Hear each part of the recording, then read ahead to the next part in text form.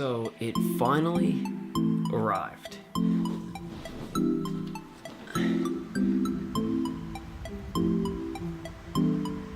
I don't have words right now. January 2015, they opened up the Kickstarter, and they were asking for a certain amount of money. You have a month to try and fund this Kickstarter. Conan was completely funded within 5.5 minutes of them opening their Kickstarter campaign. 5.5 minutes, and it was completely funded. And then it didn't stop there. It went so far beyond there. They ended up raising $3.3 million. And so I backed that. I pledged something around $200 because I really wanted this. I just wanted the miniatures. I wasn't even wanting the board game. I just wanted the minis. So this was supposed to be my Christmas present last year from my wife, and it's been delayed obviously by a year, and it's arrived, and I'm like a little kid at Christmas, and I can't even think at the moment. Like, I'm struggling to get words out here. This is what I got out of this. You got the base game, just to give you an idea of size. That's the base game. This is what will be available for retail later. This is incredible on its own. If this is all you got, that is honestly, to me, worth it. That's incredible. If you're a Conan fan like I am, that's huge. It is huge. Because I backed it on Kickstarter, I get this box. Exactly, the same size as the base box, full of extras. This stuff isn't available for retail later on. This is just if you backed the game on Kickstarter.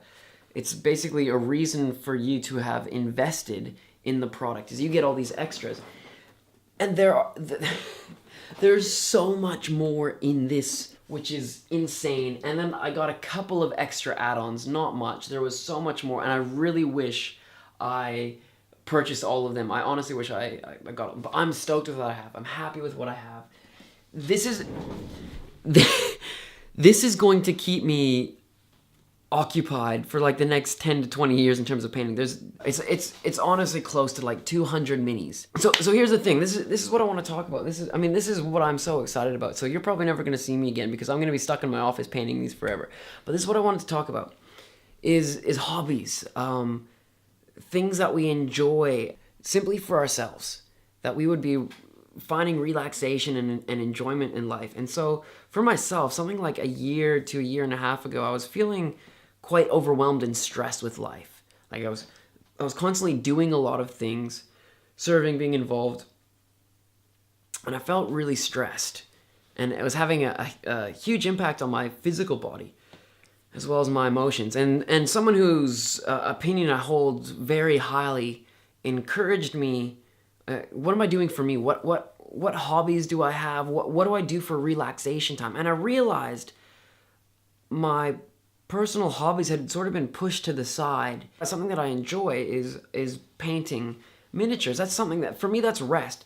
Years and years ago, back in the day, I used to watch from the sidelines, like, oh man, tabletop minis look so cool, it looks like so much fun, but it's way too nerdy. Cared way too much about people's opinions. So I always watched from a distance. And eventually I got to the stage where I was like, you know what, I don't really care too much about what people think. If it's something that I enjoy, then I want to do it. And so I bought a whole bunch of minis at one stage. But then I came to this point where I was like, I don't really trust my ability. I am a perfectionist. I want things to be good the first time, and they rarely are. So I just never got around to painting them. And then once Matt encouraged me, I went for it. And I said, you know what, I can do this. And I started painting them, and it was relaxing for me.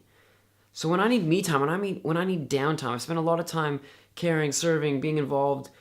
I need to just sit back and relax and rest and think. And so I'll come in here into my office at home, and I'll paint and I'll create. And there's a huge importance to be creative in life, have an outlet.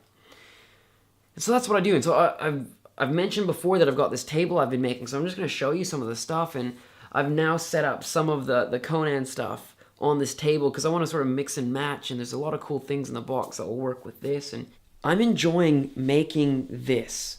So this is nearly all scratch, but this is my pirate town. I love pirates, Lord of the Rings, and Conan. If you don't know that, you're probably not a friend of mine.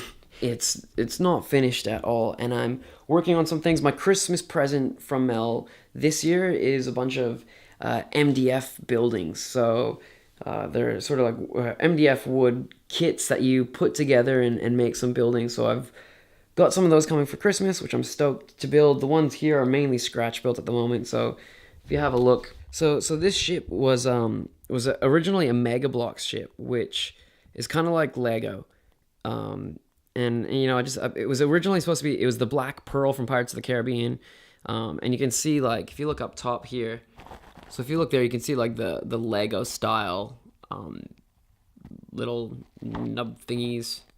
So that was, you know, it was originally just this toy Lego style ship, and I decided to convert it. And so I've just recently finished this. You can see here that I ended up putting on a wood deck, and I did this with balsa wood. I just cut strips of balsa wood and I glued them together, and then used some wood varnish on it, which personally I think looks incredible.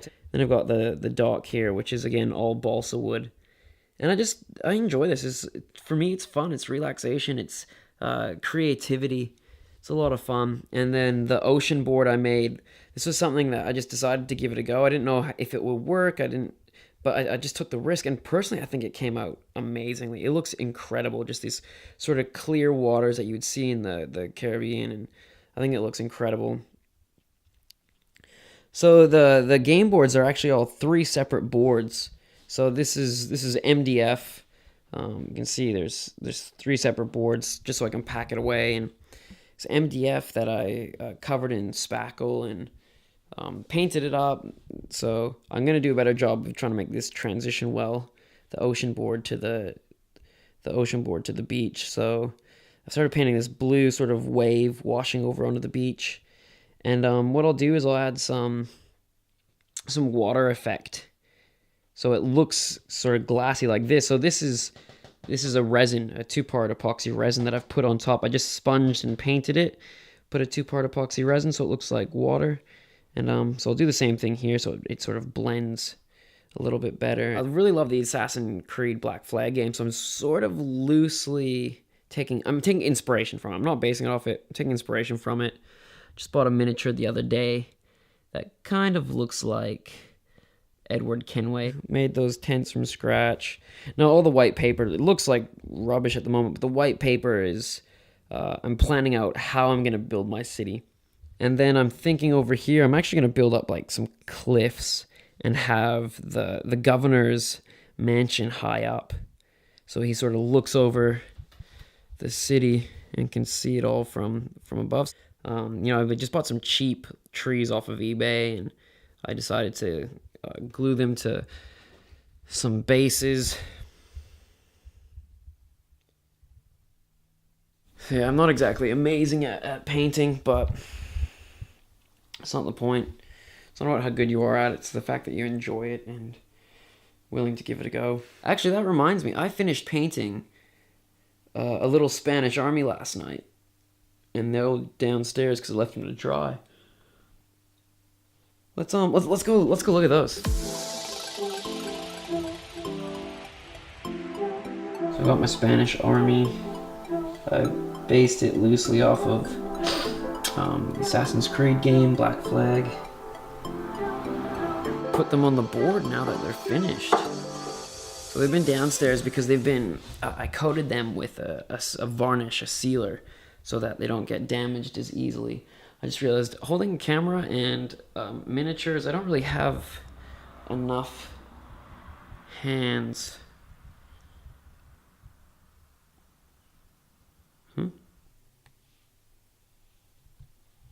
I just decided to get creative one day and try this. It is a smoke marker, which is just like teddy bear fluff.